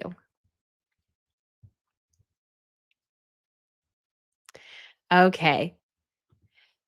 Bebop says, I wish that Harry would disassociate himself from IG and elevate Mike Tyndall to the position. I don't think he really needs to in I don't think he needs to necessarily elevate Mike Tyndall because it really should be the Invictus game should be able to function without Harry and without a quote unquote royal. They don't need a royal. They don't need a Mike Tyndall. If they could get maybe a big name from the States, that might even be better. Like, a big sports name or something. That would be great. This is it doesn't need to be somebody connected with the royal family. But at the end of the day, Harry's identity cannot be that of the Invictus Games because the Invictus Games will fail if the identity of the Invictus Games becomes Harry's identity. Like, if it becomes so closely associated with Harry that once he leaves or there's a scandal or he has to step down or something, bada bing, bada boom, there's nothing left in the Invictus Games, because became all about Harry. So Old School says, good morning, Brittany. 1.5 weeks ago, I sent you a lovely email to your email address. Had a chance to read it, please? I think so. I'll have to go look. Sometimes I'm not great about responding to emails, but I'll try to go through and definitely review and see. I'm so sorry that I haven't. Sometimes it's just hard to get through. There's so much going on. So I will get there. Helena says, petition on change.org asking ESPN to rethink getting Harry Ward. Please consider signing. I'm not always a super big fan of those, but people want to do that. That is what they are able to do and exercise. So we shall see. We also have Judas Goat Barbecue gifted 10 Royal News Network memberships. Thank you so much, Judas Goat Barbecue. Hope people really, really enjoy those. Lots of memberships going around today, which is so fun. Taxpayers better not be paying for Harry and Meghan's security during their not royal tour, Azuma says. So it depends, but yeah, it's like, I hope nobody pays for their security, but a country might feel forced to, or like Harry's like, well, my family's treating me this. I mean, I do think the key word there, or the key phrase in what he was talking about is that he wants this particular security designation so other countries treat him a particular way, and that's the word that kind of throws me. Water says, do you think Prince Edward's kids will get involved? I know Lady Louise chooses not to take a princess title, but will she get some patronages? I don't know. I don't know. Think again, they need somebody. They can't just it can't just be Catherine and William, especially if Catherine and William want George to have, kind of a slow and steady time like they did. They're gonna have to choose something different. Terry says William cousins are married, have jobs and children and husbands. I don't think they are particularly interested in being working royals. I think Beatrice would be. I think definitely Beatrice would. I don't know as much about Eugenie, but I think Beatrice would definitely be interested. Gretchen first says Harry will never get up Invictus. Thought he has even less than he has now. Yes, it's pretty much the only thing he has. The only thing he has right now is the Invictus Games. Old School Millennial says, just for fun question, if you date a European royal, from what nation or monarchy? Also, Duke, Earl, or Prince? Less spotlight, more privacy, Duke, Earl. I mean, I guess it would depend. But like if I was to go with like in terms of like jewelry collections, the Dutch and the Swedes have a great jewelry collection. And they're very liberal with kind of more the Dutch, so I would say, are very liberal with who gets to use what. So that would be kind of sort of awesome. But I don't really have a particular like something where I'd like, a particular level of title or something. It doesn't really matter. Although there's like a bunch of like German princes and principalities and stuff. So that's just kind of fun. So there's a decent amount of people out there with titles, but most of them who are my age would be married. So I'm not looking for anyone. So it's just kind of, it is a funny thing to think of, but it would be kind of cool too to have such a cool connection to like a local community. I think that would be really cool. So, especially in the little more German principalities, if there was a woman who married into the Munich family. And so it's just kind of cool because like now you're like a central part of the history of Munich and the surrounding areas and stuff. And I just think that's kind of cool. Just think that's really cool. I mean, like the history and like protecting historical buildings would probably be the best, like the most interest to me. I was like, "Well, what castle do you have? Does it need to be repaired or restored in some way that we can look and we can find secret passages, those sorts of things, or maybe there's treasure buried somewhere." Yeah, that would be my thing. Creative Chaosify says Harry has more spent more time receiving the awards this year than actually doing any philanthropic work. Yes, and Archwell is just such a non-entity that there was something that James Holt was part of recently, and it's like the Sussex squad shared it, but nobody else did because it didn't make an iota of impact on anything, which is a problem because it's like, what is the point of this silly organization? I don't know. Water says Harry will not give up Invictus. It's the only thing he has, and he knows it. Even it, even if Meghan has made it into her fashion show. Yep, it's all he has. Michelle says, hi, all. Sorry I'm delayed. Just got back from meeting a friend in sunny hot London. Hope you are all well. I hope you enjoyed your trip.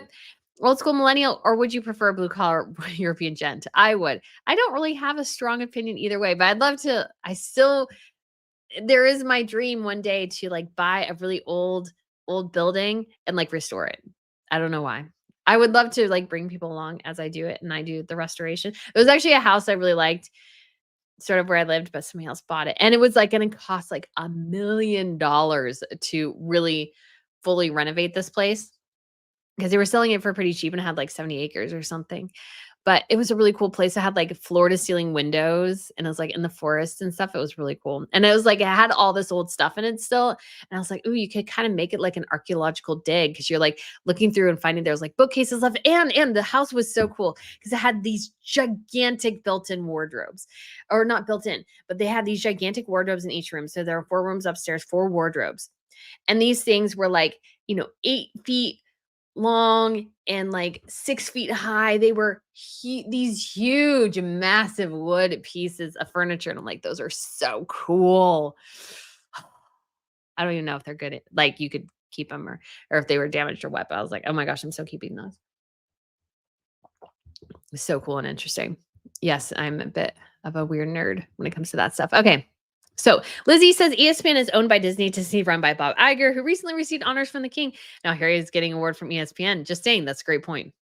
That's a great point. Jane Bucks fan says, I don't know if you spoke about the Sussexes as historical figures. I thought it was so clever with Harry being the young pretender and Meghan being Elizabeth Woodinville. What do you think? Yeah, I did see those paintings, which I thought were terrible. But yeah, I don't know too much about. I like that. Prince Harry being the young pretender, Meghan being Elizabeth Woodinville. I'd have to look into that a bit more, but I did think that was really well, the paintings were Meghan looked terrible in particular. Mary Ruth Deal says, I think Sophie wore that tiara best. I actually do think it looks best on her. I didn't like it on Catherine. The Queen Mary's Lover's Knot looks fantastic on Catherine. It really does. But I was never a fan of the lotus flower on Catherine. Sugar Cookie says, I contacted ESPN and gave them my 2 cents. I'm sure they cared. Yeah, unfortunately. Oh, she made a funny noise. I was like, what are you doing? Cheryl T in Oklahoma says, Miss Pippa is behaving so well. She is a good girl. She just kind of gets a little fussy from time to time. And she's like, she wants me to do more than I can do with her because like I can't pet her and try to run all this at the same time necessarily. And so she's just like watching me going, are you talking to yourself? There's nobody here. Athena says, good morning, Brittany. Why did you sound like you losing your faith in Prince William? She'll find the people, but you make it sound like he's incapable. Not that he's incapable, but I just think sometimes like people just don't they have such a different experience that they don't kind of foresee the pitfalls of not having that same they're like, well, I grew up and this was great, this worked, and so we can have less and it'll be fine, and they don't totally realize it until they get there and like, oh, actually I do need X and Y person. So it's not that you're losing faith, but just sometimes it's just people don't always think things through necessarily. And I'm just curious because he will 100% need his younger children to be working royals. So I think it's kind of I was like, "Do you thinking he doesn't?" No, I really, really think he does. Otherwise, then like there's only like him and Catherine and George, and whoever George marries, and maybe Edward and Sophie, and then the roster's pretty much gone by that point. And so it's like, yeah. Michelle says, "Hello. Do you think the Sussex kids can become working royals?" No, no, that will never happen. Either way, I think having a smaller working fold is good overall. I just think with Harry and Meghan gone, it does disrupt the initial plan that was in place. So that hasn't been adjusted yet. But I think when it comes to Sussex kids, absolutely not, because they have no connection to the UK. They're walking around with American accents. And so like it just doesn't work. It doesn't work. Lee Foster says, I think Charles and William see the Commonwealth realms as becoming republics and their focus will be on the UK.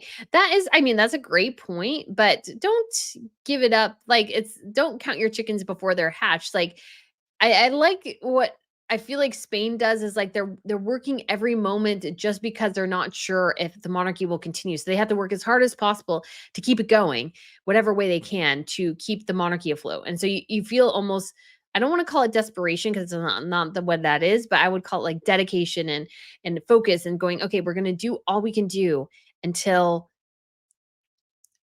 like something doesn't work. Like we're just gonna put our heart and soul into it. And I just love kind of feeling that effort. And Amelian says, has anyone heard of Archibald giving anything more than a couple $1,000s recently? No, because they're not it's Archibald's so weird because it's like it's not raising money. It's basically just a slush fund for Harry and Meghan to look charitable and to avoid taxes. And so I get it. A lot of wealthy people do that. That's like not the issue. But like the issue is they're like setting it up as this huge thing or trying to promote it as something that's like, it's nothing, guys. It's like a whole big nothing burger. Like most of the money they spend right now, I think a good portion of it goes just to salaries, to be honest. There's just not that much to it. And it doesn't really have a defined purpose either. That's the thing. Harry and Meghan want to do everything. So it's like what works really well. Catherine and William need an overall royal foundation that I get, but like their main projects that we see are Earthshot, our early years is what is Homewards. And I don't think we have something else from Catherine right now. But those kind of big three things, it's like you can focus on those, and you can donate to those because oh, we know what they're doing. Like who knows what Harry and Meghan are doing? They change it all the time, and they're not even good in messaging and getting the information out about what they are doing. And so that's just again terrible, terrible practice. Stacy's the below average turtle says, I honestly think that if Catherine is winning her battle against cancer, William will be more relaxed and more appointments and meetings he's putting off for now. Yeah, I think so. And again, it's been a weird year. It's been definitely a weird year, but it's just definitely something to consider. Athlena says, Miss Brittany, I meant to say Prince William will find who he will need. You sound like you're losing faith in William. Don't do that. I'm not doing that. I'm just being realistic too. I think sometimes too, I found this in videos where sometimes I'm a bit critical of Catherine and William that people get really offended by that, but to I can't not do that because to me, if I don't criticize them ever, then it's just kind of needless worship, and I'm not into that. I like there are things to consider. And having watched royals for a really, really, really long time and watching all the royal families, I just know that Catherine and William's experience is so incredibly different than what the rest of the Europe experiences. And so the only situation that was somewhat you could say comparable right now maybe would be somewhat like Princess Ingrid Alexandra, who I think she turned 18 in 2022. So she turned 20 this year, or maybe it was 2021. Anyways, she'll turn 20 very soon or has already turned 20. And so, oh yeah, her birthday's in January, but her birthday party was in June. So she already turned 20.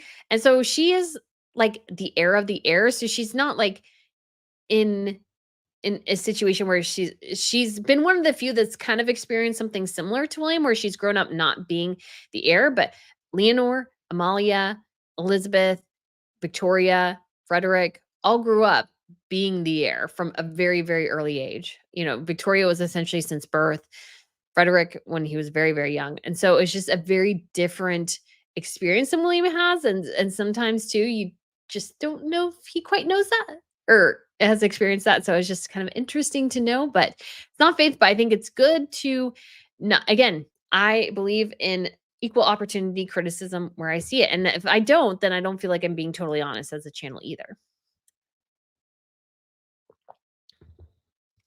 Water says, I can see the Tyndalls not being front and center working royals, but helping them with the smaller patronages to take some of the weight off the main royals. Yeah, I think that's perfectly workable.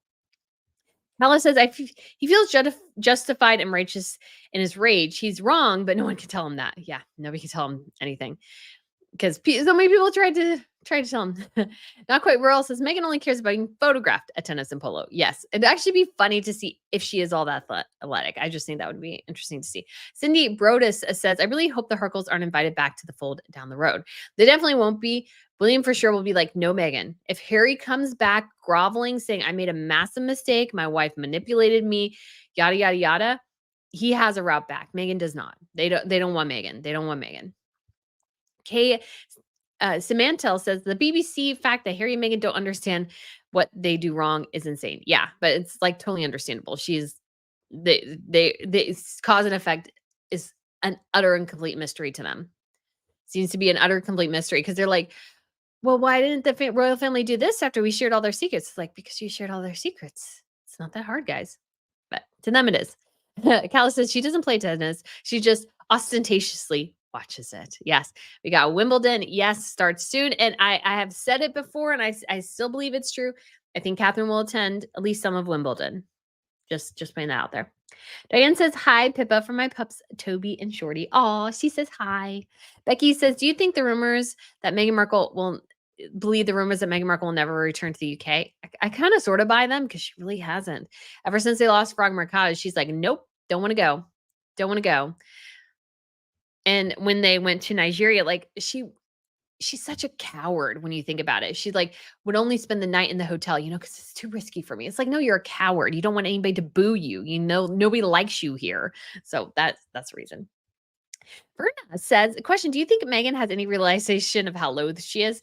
She has to care to some degree. It would be devastating to me to have the entire Western world hate me. That's a great question. So it's kind of complicated because she loves all the attention she gets no matter what it is. I do think she's a narcissist in that way that she does love the attention. But she is also somebody who's desperate to control her image and I think very frustrated that she has such a negative public perception. I think that does really bother her. And she does constant things trying to make things seem better, trying to make her seem approachable or those sorts of things. But it just never really works because she's not that approachable. She doesn't have a great connection to people, to be quite honest. And so she realizes things are bad, but she doesn't know how to fix it. And everything she tries just seems to blow up in her face. So that's my thought. Lizzie says, but being a duchess is the only thing Meghan has now. It is, because we'll see how the cooking show goes. But I actually did go and I ended up buying a bunch of rosé wine. And I don't even drink wine. Just thought the bottles looked pretty in some cases. But I brought a lot of the like celebrity ones. And so she does do one. I may get one and like taste test it compared to the others. But honestly, I know nothing about wine. So it's probably mostly pointless and just for fun. But some of the bottles are just really pretty. And that's why I bought them. And it's like somebody that I kind of like wish I like could be, because I feel like wine drinking is so sophisticated and everything, but I'll stick with Coca-Cola, to be honest. I shouldn't, but I will. Gretchen I says, from a PR perspective, I have no idea what the point of Meghan Markle's jogging suit leak is. Have a gig, want a gig, what the hell? Yeah, it doesn't make a ton of sense. But her PR has always been a mess. It's like, how is she, like, what is she promoting? Like, is it part of the show? Like, I don't believe for one iota that Meghan Markle would ever put on an Adidas tracksuit to walk around a park. I just don't believe that in the slightest. So I just don't know. Anna Malian says, I think you're right, Brittany. I honestly believe Harry is just oblivious to the consequences. He is so under the control of the California therapist. He thought getting everything getting everything out there would fix things. Yeah, I think he did. And I just don't think he knows. I think he's just very confused. Stacy the Blue Average Travel says, no, she's in denial, makes excuses for all reasons why people don't understand her message to anyone or everyone about what she's really about. She speaks out of both sides of her mouth. Yeah, that is true too, because she's constantly telling what I've noticed about her, especially, think of the soap story. She has told us that story now 5 to 10 times. And you feel like she almost has to tell us that every time because she needs somebody else to finally believe that story. I think that story is hogwash. People have said it was a school report. I don't really know that for sure because nobody's really come out and totally confirmed that. And that I feel like is reputable. But it doesn't make sense too when you think about it to have a classroom where kids are watching television with commercials. That's just not, at least in my school, that's not how things went for sure. And so either this was an incredibly undisciplined class or seeing the commercial and reacting to it was part of an assignment, which makes sense. And she didn't change it. Like, she literally says that she changed it. P&G has never confirmed that story. They never had it, and they were partners with Harry and Meghan for a bit. I don't know if they still are, but they were partners, and they have never, ever confirmed that story. Like, you would think if a lone child changed a multi-million-dollar ad campaign, that they would remember that. They haven't said diddly squat about it. But you feel like she has to tell us the same things over and over again. It's like with her story with the royal family. She's told us it 3 or 4 times now because she's desperate for people to believe what she says, and she doesn't understand why they don't. Caroline says, I have zero coordination, which is why I do triathlons, which is a very, very hard, I'm sure. Terry says, Meghan Markle's PR is so boring. It is. It's terrible. It's terrible, terrible PR. Gala says watching golf is a good way to nap. Kind of is. My dad watches golf a lot while he's napping. Watches, through his eyelids and everything. TOFO says petition start to remove Harry as a recipient of the Pat Tillman Award because I agree. Nobody likes it. Nobody likes it. Oh, cool. Okay. Hi from Huntington Beach, California. By the way, my anglicized name, it's pronounced Fong Luong. Fong Luong. Okay, great. Great. Thank you. Thank you. I'm so sorry. I'm just terrible at pronunciation. So I appreciate that a lot. Fong Luong. Okay. Fong Luong. Okay. I'll try to remember. Okay. His servant says, I agree. You can spot athletic people. I think that's somewhat true. Yeah. Rich says, I'm still disgusted by the Legends of Aviation Award. What a joke. It is a joke, but the Pat Tillman one is worse. Becky says, I scream and jump around watching Dallas Cowboys. That's awesome. Azima says, is weed legal? Yes, I believe in California it is. It's legal in a couple of states. I don't know quite the limitations. J.S. Crawford says, the Pat Tillman Award sounds like it should go to an American, not a chump like Harry. Yeah, and it should go to somebody who, because Harry did the exact opposite of what Pat Tillman did. Prince Harry left serving the people so he could serve himself and make money for his wife so she could buy Hermes throws. That's what he did. Ritz says, Sophie was blinging. Love it. Yes, so love the bling from Sophie. I love it.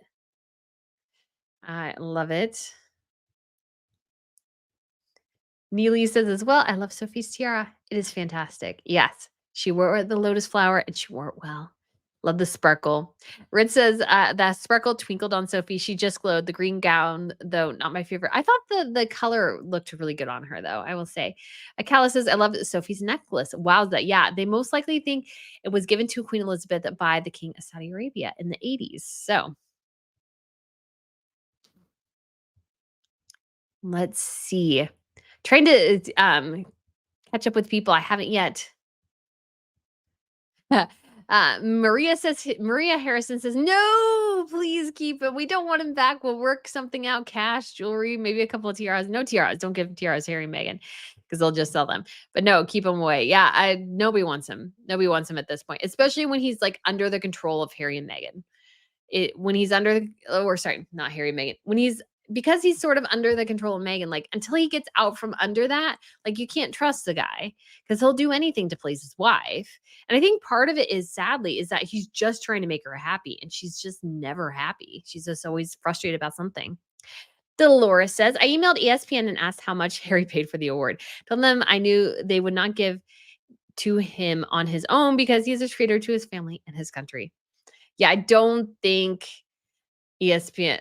I'm sure ESPN is getting a lot of frustrated emails and comments going, why are you giving it to this dude? Sandy Chin said, how is Princess Anne? I haven't caught the headlines on her health. So she went home on Friday, which was yesterday, and she was admitted on Sunday evening. So we don't know that much about how she's doing. I'm sure it's going to take her a bit of time to recover. And it's obviously something a bit scary and something that, it's seeming her age. And obviously if she was kicked in the head by a horse and stuff, There could be some issues in the future for sure. So hopefully she is doing better. We don't know though when she will be back doing royal engagement. So we'll have to see. She might have like a black eye or like part of her head might be swollen or something in reaction to the kick. So it depends. So hopefully she's just at home resting and we'll be back very, very soon. Bebop says, I work now in civil litigation in the US. Always pick battles wisely. Harry may have won the battle, but lost the war. Yeah. Yeah, that's kind of what I think. Yeah. Don't wanna ever like, I hate legal stuff too.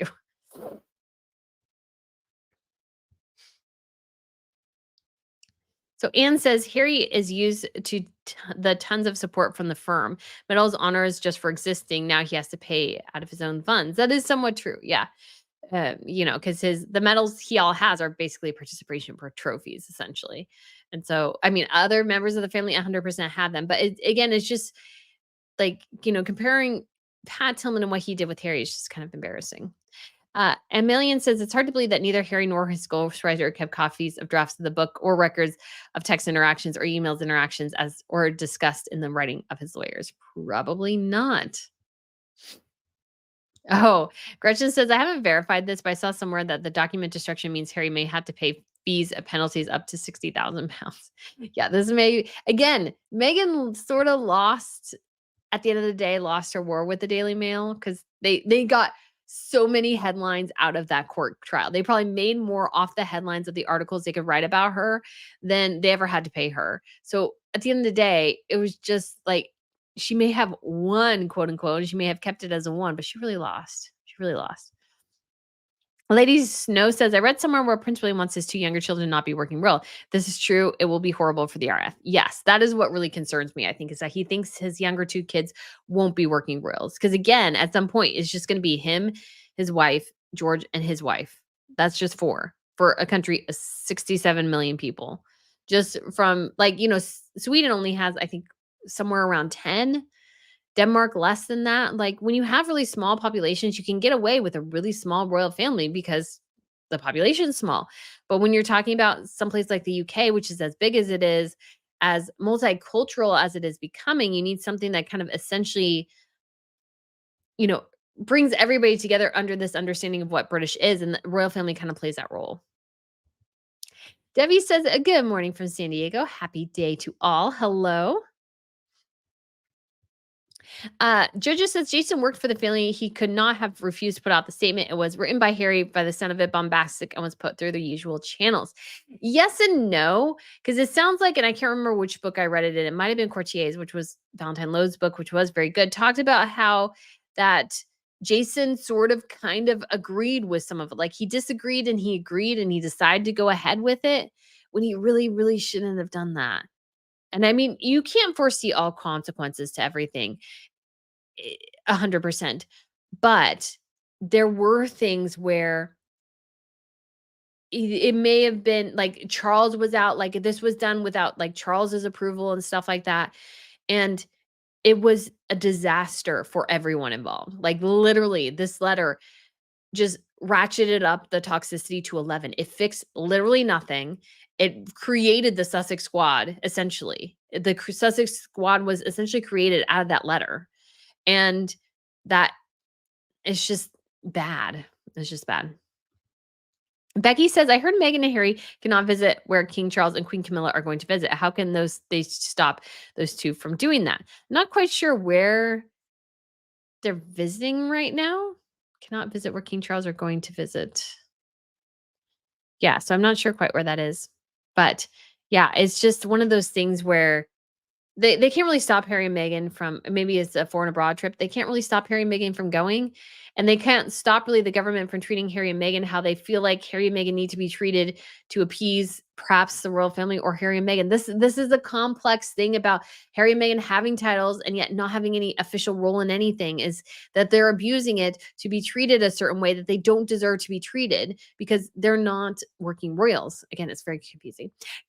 Hey, Chris. Good afternoon from sunny Scandinavia. Oh, I want to be back in Scandinavia. I'm thinking of going to Europe late in August because I do have tickets to Buckingham Palace, and I'd like to get over to Copenhagen to see the King Frederick exhibition. So we shall see if I end up doing that or not.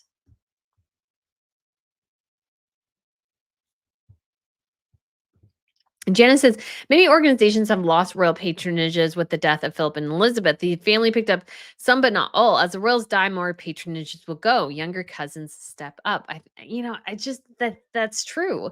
It's true. And then those roles, they might not be big, but they do have an important role to play, I think. And again, it's just that little thing that keeps like the people in some small village in central England who most likely will never be on the royal stop for Catherine and William. But if Beatrice can get there, oh, they have a connection now to the monarchy. That's a role Anne plays. And that role is very important. Leslie said the Abigail Schreier book is excellent. Yes, I do want to read that at some point. Caroline says, Britt, have you noticed that there have been a truckload of random puff pieces about the duo? Do you think random people are trying to stir up trouble or the duo doing it? So here's the complex thing I think about Harry and Meghan is that when Meghan first started dating Harry, she loved the press and she loved the attention. So she would constantly leak stories and her friends would leak stories. And so they just go and go and go and chug and chug and chug. But the thing is, it's kind of like once you start rolling the ball down the hill, the ball doesn't stop. So even if Harry and Meghan, let's say, are not putting in those stories, people are just churning. I feel like so much of what I see oftentimes is just churning up old news or churning up the ideas of what Harry and Meghan might do, which is why I don't end up usually reporting on many of them. And that's just because it's like I feel like they're regurgitating things, but they're regurgitating things because Harry and Meghan started it. When you start that ball and you start that chugging in that train, the train gets faster and faster and faster as a PR machine grows and grows and grows, and you just can't slow it down once it gets started. And that, again, Meghan lived in a world where she could control so much of her public image because nobody cared who she was. Then she entered into the royal family, and it's like she tried to do the same thing, but it didn't work because it's a royal family, and so people constantly churn up things, and so sometimes I think it's good, sometimes I think it's not good, and sometimes it's real stories, sometimes it's not, but yeah.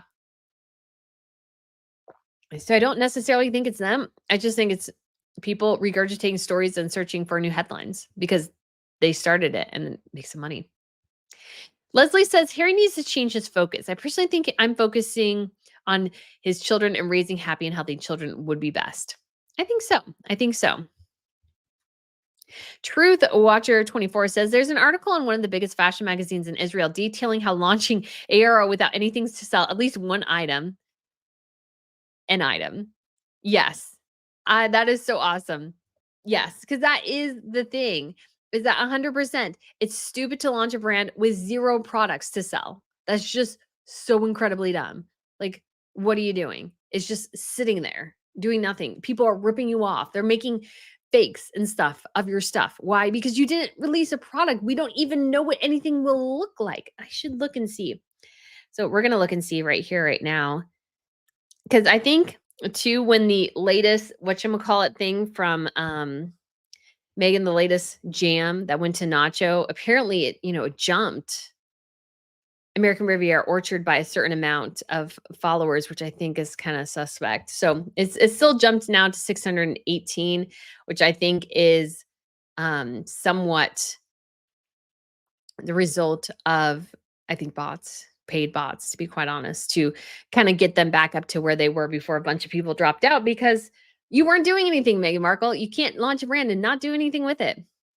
Just as a reminder, she launched this on March 14th. It is now currently June 29th. We have had 0 sellable products, 0 sellable items, and we don't even know what the brand is going to be yet. Still.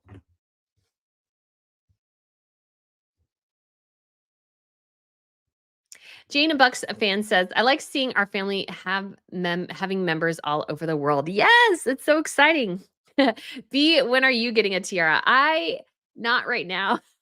But there is a place I watch and you can rent one, but it is pricey because it's like 1% of the total cost.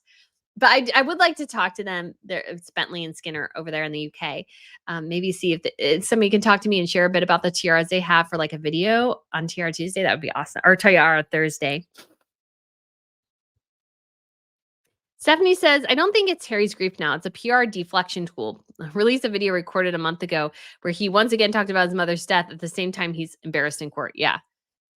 So sick of him talking about his in some ways his grief and his mom, like, just kind of Get over it. Asma says, did Prince Philip avoid Russia because of the past? He might have. I don't know that much about what he did because there was a period of time, obviously, where relations with Russia were pretty good after the fall of the Berlin Wall and the dissolution of the USSR and everything. But obviously, things change again.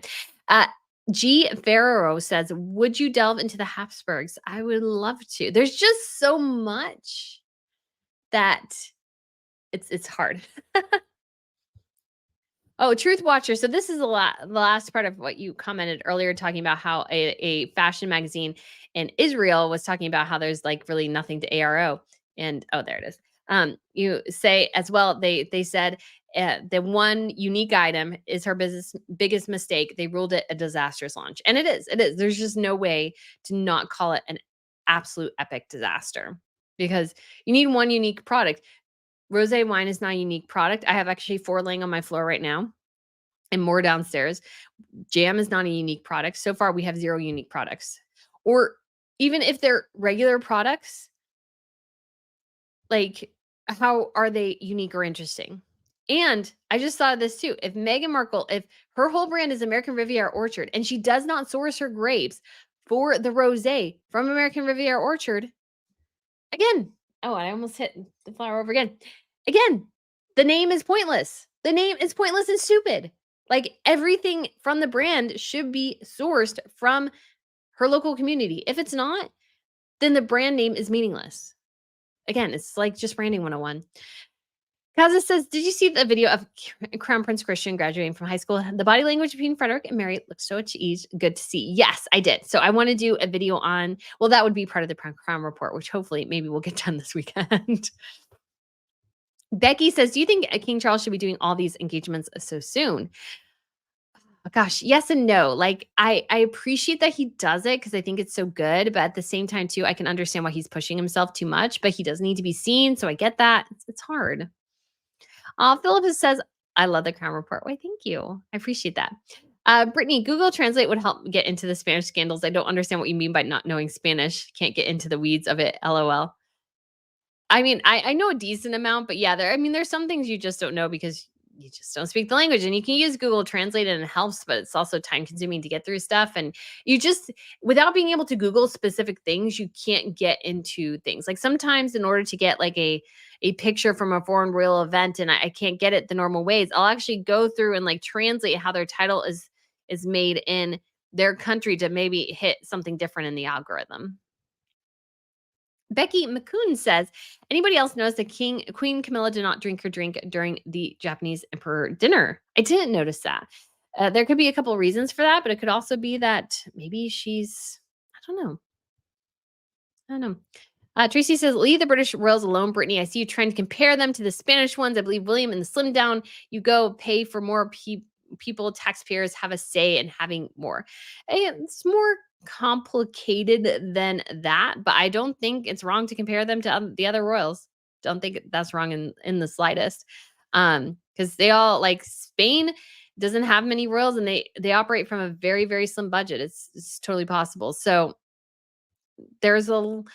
they can change up how things run, but I don't think there's anything wrong with comparing them, or I don't think there's wrong with criticizing anyone. I mean, equal opportunity. Why? Because that's good. Because if you're just, I just don't believe in, to me, if you don't criticize somebody at all, it kind of goes into the realm of worship. Like I love Queen Maxima, but I'll tell you if I think her outfit's awful. Why? Or like when they went to vacation once to Greece in like the middle of COVID and they kind of flouted the COVID laws and they had to do a whole apology video. Yeah, that was kind of dumb of them to do. And it was good for them to do the video apologizing, but I understand why it was not great to go on the trip.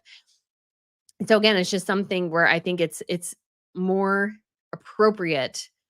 That's not the right word. I think there's something, I want to say honorable is the right word, but it's not. But I think it's good to not just not ignore things and stuff like that.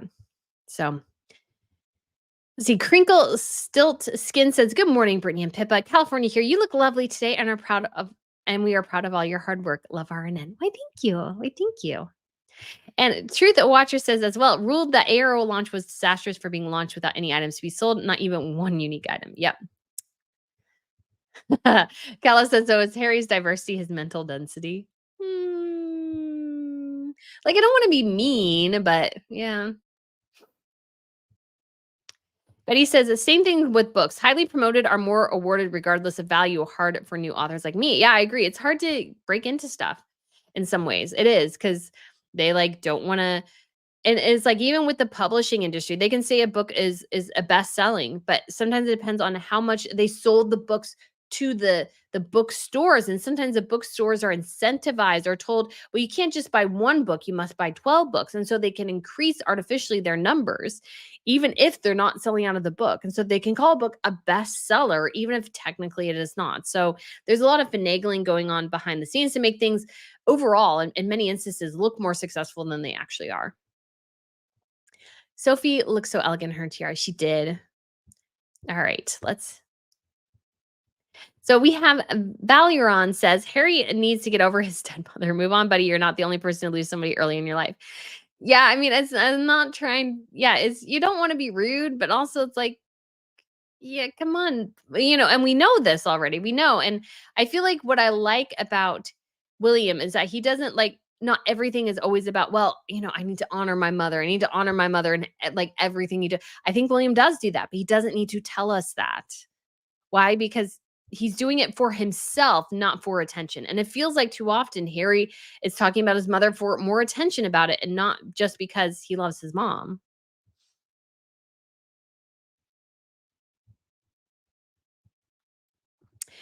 Stephanie says even a lot of qualified therapists are just reinforcing patients' narratives by just listening and encouraging and not challenging them when they need to make to to be made to think differently. Yeah, I think that's a great way to put it. I was actually at a small group thing last night and it was just more like a Bible study about how to deal with anxiety and it was actually different than what I would think most people would think of anxiety was, but it was like one of the things was how to think about something instead of what if say to yourself, even if something happens, God is in control or whatever. And I found that actually really helpful. That's more helpful than just going, just thinking about because I can tend to go to the worst case scenario. And that was kind of the adjustment. And I thought that was actually really helpful. Lady Aviator says, I know that you said that yesterday you may end the Saturday live streams, but I hope you don't. I look forward to them each week. Keep up the great work as always. Yes, that's from a members only live stream. Like I'm debating doing some other, well, I want to do maybe one live stream during the week because I'm almost kind of debating making the Crown Report more of a live stream, which I wanted to do initially, but I wanted to add video and that I realized too complicated to do live. And so I think it might be easier though to take a bunch of stories and just talk about them once a week or maybe a follow-up if I can get the Crown Report on a decent schedule. I'm just so frustrated I can't seem to get the Crown Report on a decent schedule. So and Jenny says, I think I lost something up there. And so I'm just frustrated at the Meghan focus. And remember, and it's like, yeah, a lot of people do like to talk about Meghan, but I like to try to get the other royals in there from time to time.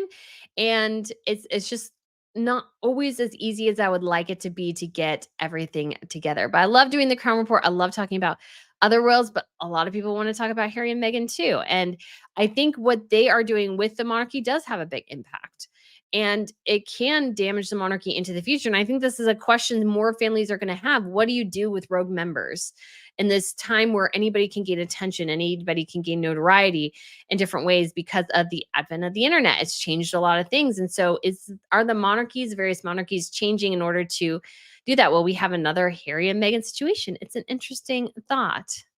Truth Watcher says, good morning, Brittany. Do you think our ARO has a chance to recover? I wonder if she will follow through. I wonder, I don't know. I don't know. She needs a good product. That's the thing at the end of the day. It doesn't matter what else she does. Create good products, create good marketing. And I would suggest to her, don't let anybody know that it's your product. That's what she should have done is launch a brand, help cultivate it without her name, and then announce that she is actually a huge part of it later. That's actually what I would have done. Because at this point, too, it just looks like a publicity stunt. And anytime anything going forward, it's going to look kind of sort of like a publicity stunt. So the best thing she can do, or one of the best things she can do, is just create a really, really, really, really good product prerogative is king. And so she needs to think of that. Becky asks, why do you think Fergie is still with Andrew? She defends him. Why? Well, she was his wife and she does know him best. And I think he did some incredibly, incredibly and stupid things. But, I understand where she's like, he is the father of her children. She doesn't want his name totally dragged through the mud because it does affect her daughters and her. And so I get it.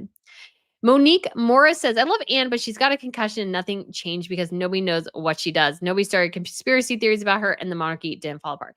Well, there's a couple of different things actually going on there. And one of the things is that when it comes to, let's say, Catherine, people thought they saw Catherine all the time because every time she went on engagement, which was usually about once a week, maybe there were a couple of weeks in between, but, saw her pretty frequently, that she all of a sudden dropped off the face of the earth. And that wasn't really what happened.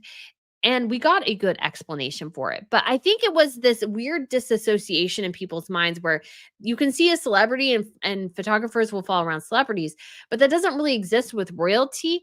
And I think some people just maybe didn't quite make the connection that the only reason you ever see Catherine ever is because she's on a royal engagement. Photographs of her out on her personal time just tend to not exist. They're a very, very small number. And so to them, they're like, well, why didn't we see her? We see her all the time. I'm like, yeah, because she's on an engagement. If she's not on an engagement, guess what? You don't see her. And so I don't think people totally made that connection. And I think it's people stirring things up because, and it didn't really start until about, I would say, close to a month after she had gone to the hospital. Like things were quiet initially, and then more and more kind of the buzz of where is Kate started to come up. And I think it started with bad actors, members of the Sussex Squad and everything. I think it started with them and just kept growing and growing and growing. And it was one of those things where it was just a unique circumstance. And of course, the picture that Catherine shared of her and her children, unfortunately, it didn't probably go through some sort of evaluation process like it should have with somebody from the family. And so that blew up unnecessarily. That went crazy. And I don't necessarily totally blame her for that. I think she did it with the best intentions. And unfortunately, the whole thing about Catherine and the whole Where is Kate thing is I think people chose the worst, just decide to be the worst that they wanted to be. And there was no grace, there was no thought. And Princess Anne does do the small engagements. And yes, the things didn't fall apart and people didn't freak out because, yeah, she doesn't get a lot of attention. But that's not the point. The point is not the attention she gains. The point is the connections Anne makes with local communities by just going and doing a couple engagements a week. That's Anne's impact. And it's softer and it's subtler than Catherine and William because Catherine and William cannot have the same soft, subtle impact because they are such huge names. Anytime they go on an engagement, a cavalcade of media follows them. But Anne maybe it's a photographer or two, and she goes and does something small. And guess what? Yeah, that small thing, maybe you don't hear about it, but that community knows about it. That community shares. Princess Anne is great. Princess Anne is wonderful. Look what she did for us here. Isn't this awesome? She's so great. She's so loving. She's so easy to get along with. She was so interested in what we were doing, yada, yada, yada. Those things, that is the role Anne plays. And that is an important aspect of the overall real situation. So, and yeah, Anne was only away in the hospital though for a week, and we knew Catherine was going to be gone for like months, and that was just people. Anyways, so that is what the difference is there because people wonder. I saw somebody said David Beckham and Invictus Games. That would not be bad. That would not be bad. So Day Love says, I'm confused when commentators say a slim down monarchy is a bad idea. Does that mean only Harry and Meghan can say the monarchy? It's mixed messages I'm getting. No, Harry and Meghan can't say the monarchy. They would destroy it. The issue is more of like you do need somebody. So when Harry and Meghan left, like in any business, what do you do when somebody leaves? Usually you replace the position unless you decide that you don't really need that position. Well, I think the royal family does need that position. They do need two younger members there. And so when Harry and Meghan left, it was a chance to go, okay, well then how do we fill this void? And the royal family hasn't done that for whatever reason. I don't know why they haven't done that, but they haven't done that. So it's yeah, It's one of those things where it doesn't need to be on. All right, Judas Goat Barbecue, thank you so much for the tip today. In my training, one of my teachers said people don't come to therapy to find out what to do. They know what to do, but they are in therapy to figure out why they're not doing it. That's a great point. And I think, gosh, now I can't remember what he said, so I guess I won't say it, but you need somebody to help you figure out like why you're not doing, because like we all generally know what we should be doing. The question is why we're not doing X. And if you're a Christian, it's most likely sin that's getting in your life. And I think actually Jordan Peterson mentioned something kind of similar. Not, I don't think he said sin specifically, but you're going against the grain of of what perhaps you should be doing in your life, and that does have an impact. That does have an impact. So figuring out how to adjust in a therapy situation is good. Like sometimes you need somebody to help you, but they need to be challenging you. And I feel like what Harry has is people who just reinforce his delusions. And when you have somebody who's just reinforcing your delusions, yeah, guess what? You're not going to get any better. You're just going to get worse because you're almost overly thinking about it. Like I didn't have a great time in middle school and high school, but I don't tend to think about it much. Like sometimes I think it would have been nice to, something else to happen or whatever. And then I realized, yeah, no, that's not helpful. But if I like focused on it too much, I might get in this terrible vicious cycle. Like I know it impacts certain things, but I don't focus on it so much. I just get on with life. And I think that's fine. I think that's fine. And sometimes, yeah, you do need more help, but be careful who you give the keys to your mind. That's what I would say. The therapist can get the keys to your mind, and depending how well they're trained, they can really manipulate you in ways probably you wouldn't even suspect. So be so careful and cautious who you give access to, your mind and everything. LP Clement says, for the Whistler Games, I'd like to know how much support the athletes get financially in training. It depends on the country, of course. So I don't know exactly. But Vancouver, the state, the state, I don't know, the province of British Columbia is putting up $15 million, and the government of Canada is also putting up another $15 million for the games. So the games overall are costing the Canadian taxpayers $30 million for Harry and Meghan's self-promotional tour. That's the issue. All right. Arden says, Brittany going for the bling. Of course, I do like the bling. I do like the bling. And I like my ring from Ana Lucia. I need it like it's something would be too tight. So I'm like trying to think if I need to ring on that to help kind of keep it there.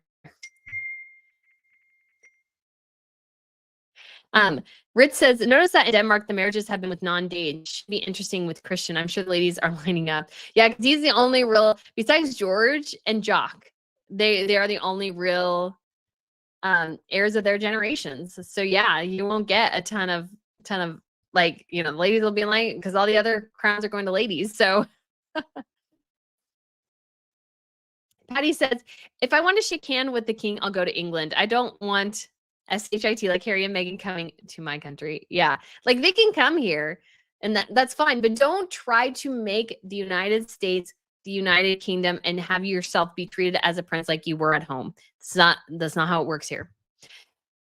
It's Meghan, like Reagan says, she didn't go to an all-girls school until high school. So that fact is okay. It's that we were just watching TV during school and a commercial came on. Like what school has TV on during the school day? No. Like my experience always was, if we ever watched something on TV, it was like a VHS or something, or a DVD when those came along, but I think mostly it was VHS at the time. And so you put it in, and the only thing you would watch is commercials related to that movie, or that, you would maybe see some trailers or something, but they would most likely actually already have it on the movie. So you would just watch the movie. They're not just giving you a channel going, hey, just watch TV.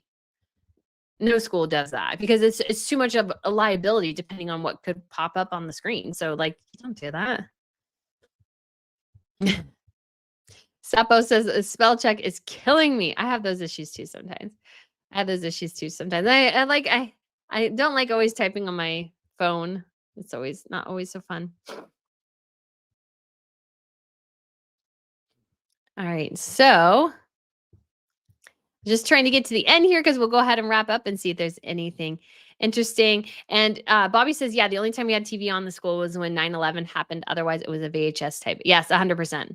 That was the only other time too. And that was because it was like, and I was really mad when one of my teachers turned the TV off because I really wanted to know what was going on. So Melissa says, "Do you think the Duke of Westminster is a friend of Prince William's a friend, not Harry anymore?"